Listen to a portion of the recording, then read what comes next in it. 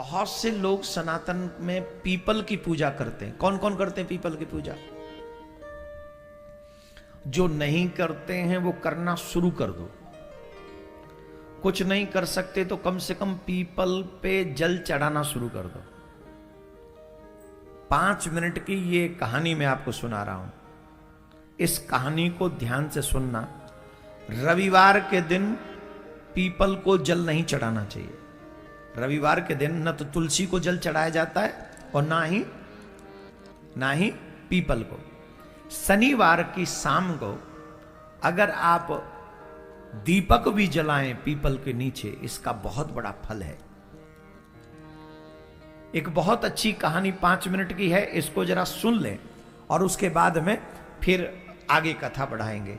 एक ब्राह्मण थे, वन में रहा करते थे। पीपल का एक वृक्ष उनके आश्रम में था, उन्हीं के आश्रम में था। और उनका एक ही काम था कि नित्य पीपल को जल चढ़ाते थे और पीपल की सेवा किया करते थे, प्रदक्षिणा किया करते थे। एक बार यमराज ने उन्हीं के नाम राशि को लाने के लिए कहा कि तुम ले आओ, फलाने को ले आओ। और यमराज के दूत गलती से इन ब्राह्मण देवता को ले गए। और जब ब्राह्मण देवता को ले गए तो यमराज के पास प्रस्तुत किया।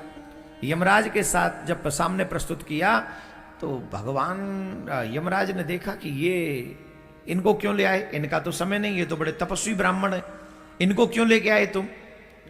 तो उन्होंने कहा कि हमसे गलती हो गई, आप हमने समझा आपने इन्हीं को बुलाया। बोले इनको नहीं बुलाया था, एक व्यक्ति मर गया उसे लाने के लिए बोला था तुम्हें, इनको क्यों ले आए? ये तो बड़े तपस्वी हैं, पीपल की पूजा करते, नारायण की पूजा करते। तो बोले अब तो अपराध हो गया, अब तो क्षमा मांगे। यमराज के दूत भी कहे महाराज क्षमा कर दो, हमको क्षमा कर दो, ये तो अपराध हो गया हमसे। बोले कोई बात नहीं। तो यमराज बोले कि अब आप चले जाओ। बोले चले जाएंगे, पर एक काम करो, पहले हम सब नरकों को देखना चाहते हैं कि यहां कौन कौन से नरक हैं और किस किस को कितना दुख मिलता है। उन ब्राह्मण देव को लेकर वो नरकों की ओर गए धर्मराज, और वहां जाकर देखा तो सब लोग बड़े दुखी थे।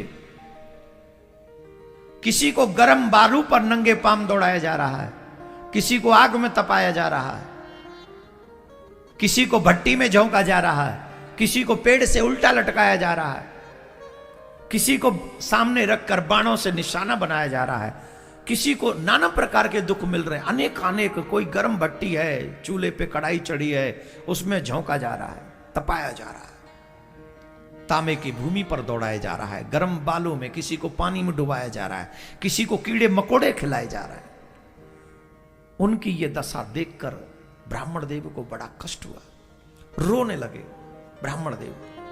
और उनकी हाय हाय, वो सभी जो लोग नरक में थे वो चीख रहे थे, बचाओ बचाओ बचाओ, हमारी रक्षा करो, हमसे अपराध हो गया, हमसे अपराध हो गया। तो ब्राह्मण देव ने पूछा, तुम लोग कभी न कभी तो मनुष्य बने होगे। ध्यान से सुनेंगे सिर्फ 1 मिनट, और ये बहुत गजब की लाइन है। ब्राह्मण देव ने कहा कि तुम कभी न कभी तो मनुष्य बने होगे, और मनुष्य बनकर क्या तुमसे कोई सत्कर्म नहीं हुआ? तुमने कभी नारायण की पूजा नहीं की, तुमने कभी पीपल को जल नहीं चढ़ाया, कैसे नरक भोग रहे हो बताओ?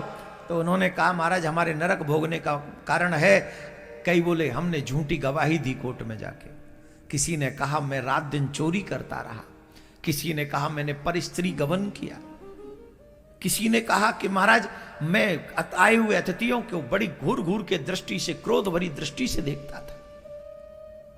अनेक पापी थे, नाना प्रकार के पाप करते थे। मैंने अपने माँ बाप का अपमान किया, मैंने वेदों की निंदा की, मैंने पुराणों की निंदा की, मैंने भक्तों की आदि आदि इतनी बातें सुनाते रहे। भगवान ब्राह्मण देव बोले तुमने इतने पाप किए, तुमसे कोई सत्कर्म नहीं हो? बोले एक भी सत्कर्म हमने नहीं किया।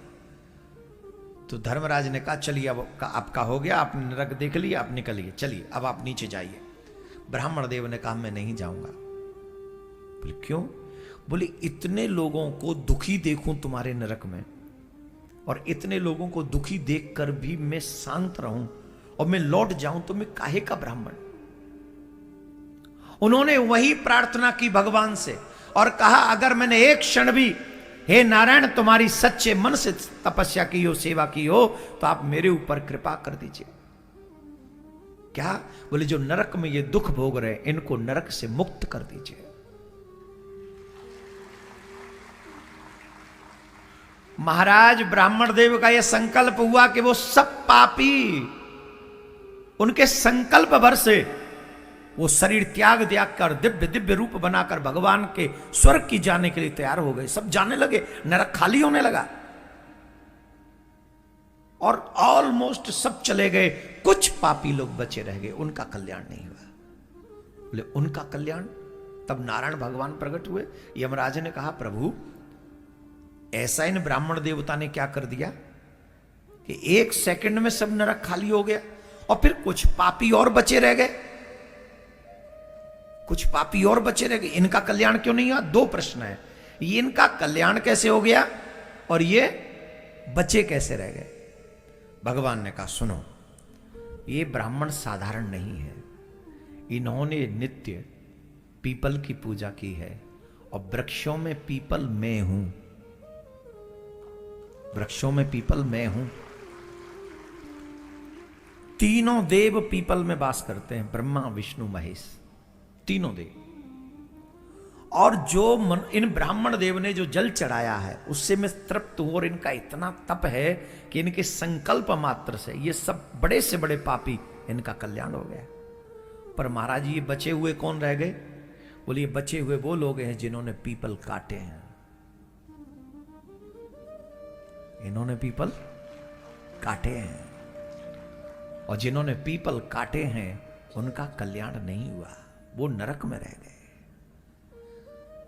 और ये ब्राह्मण देव धन्य हैं कि खुद तप करके भी, व्रत करके भी इन लोगों के दुखों को इन्होंने समझा और उनका कल्याण कर दिया, उनका बेड़ा पार कर दिया। भगवान प्रसन्न होकर गए। मैं आपसे एक बात कह रहा हूं, अब ये कहानी सुनाने का रीजन क्या है? पूछो पूछो।